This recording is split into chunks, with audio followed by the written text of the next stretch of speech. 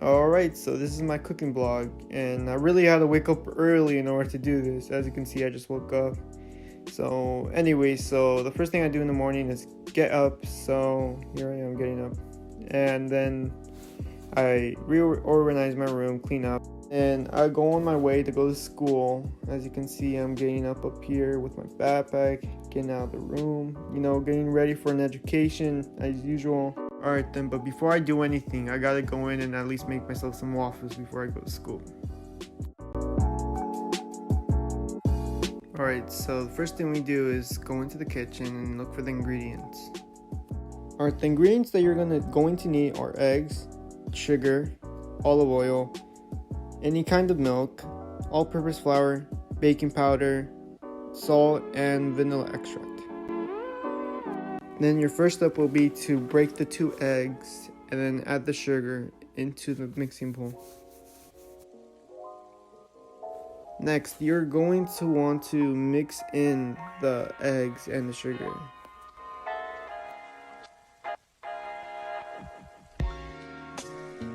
And you're going to want to do this for at least a good 2 to 4 or 5 minutes in order to get kind of like that fluffy texture.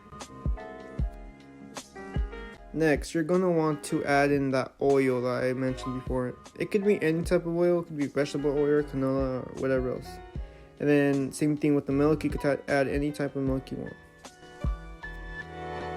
Now, in a separate bowl, you're going to want to add all the purpose flour, the baking powder, and the salt. You will need to whisk these dry ingredients in the bowl. Then finally, you're going to want to mix everything in the mixing bowl until it looks smooth and well combined. Out of the recipe, this is actually like the hardest thing to do. But besides that, it's pretty much it. This is pretty much what you're trying to go for. Like, it's going to have these lumps, but it should be fine with the lumps.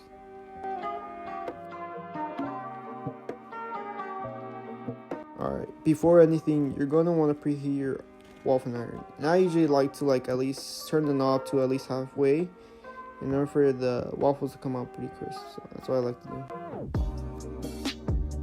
Now this is when you actually start putting in the mix. And before you do this, you can add grease or anything to make sure it doesn't stick to the waffle iron.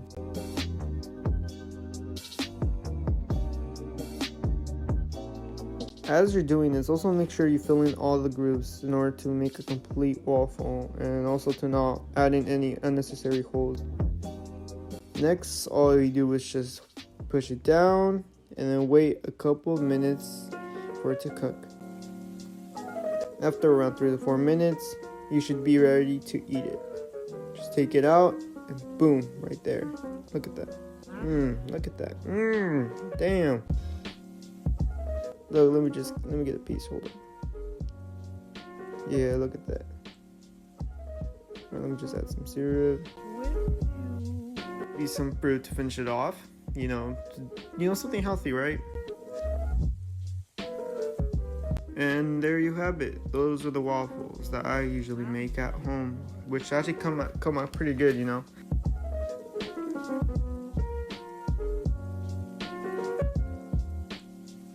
And here you can see me go into the actual school, so I'll see you in a couple of hours.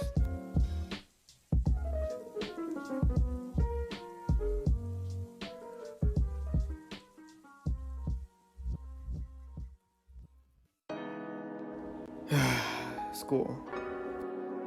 Alright, so for my lunch, I'm gonna be making some breaded chicken, and before I do anything, I'm going to have to actually disinfect it with at least some water. Then we're going to be using some milk and breaded crumbs in order to bread the chicken. Alright, so now you're going to want to add the milk to the chicken in order for the breadcrumbs to stick to the chicken.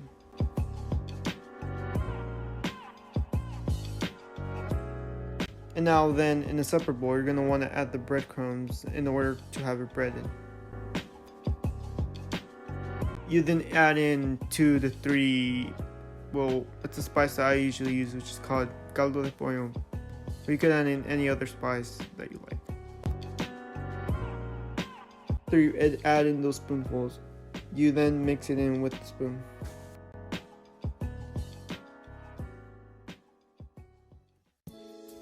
Next, we will be adding in the actual chicken into the breaded crumbs in order to have that breaded texture to it. You will be doing this for all the pieces of chicken, as much as you like, of course, obviously. Now we will actually get to the cooking part. So you're gonna want to pull out a pan and turn that baby up to at least like a 3.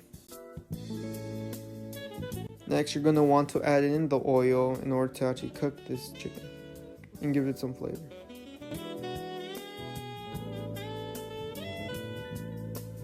Now you start adding in the chicken. Then obviously you could put as many pieces as you want in there, as long as it fits. I mean, I can only fit in 2, so I don't know how much you could put, but yeah, around 2 in a pan. And you're gonna want to cook it until it gets like a golden / brownish color to it. After a few minutes, you're gonna want to flip over the pieces of chicken in order to cook the other side. You obviously do this for the other pieces that you have in the pan. This is the coloring I mentioned about the chicken. Alright, once both sides are evenly cooked, you add in the pieces of chicken into a separate container. And after that, you're done. You could add a side of rice, but here in this video, I added a side of vegetables. And then just like that, boom, look. Looks delicious, looks scrumptious.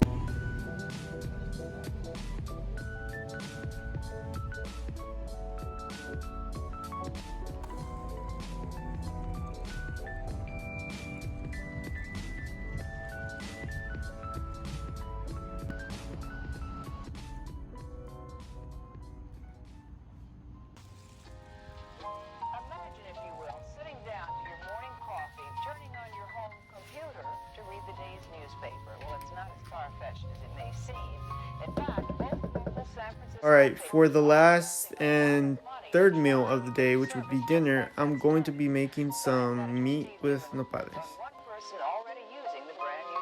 So you cut up the meat and you cut up the nopales. After you do that, you're going to want to add water in order to boil these nopales. And usually what I usually like to add some salt to it to add some flavor to it. We then put it on the stove in order to boil. And I usually like to keep it somewhat high with the flame. We now start adding in the pieces of meat into a separate pot in order to cook. And once again, I start adding in some salt.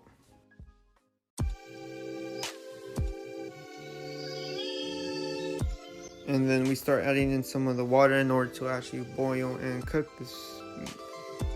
Then add said meat to the stove and basically do the same thing, just cook. Alright, and now some of the next ingredients are going to be tomatoes, cilantro, onion, garlic, and caldo de pollo. Then you're going to want to add all these ingredients into that one blender in order to blend these and get a sauce that I'm going to be using to put it inside with the meat.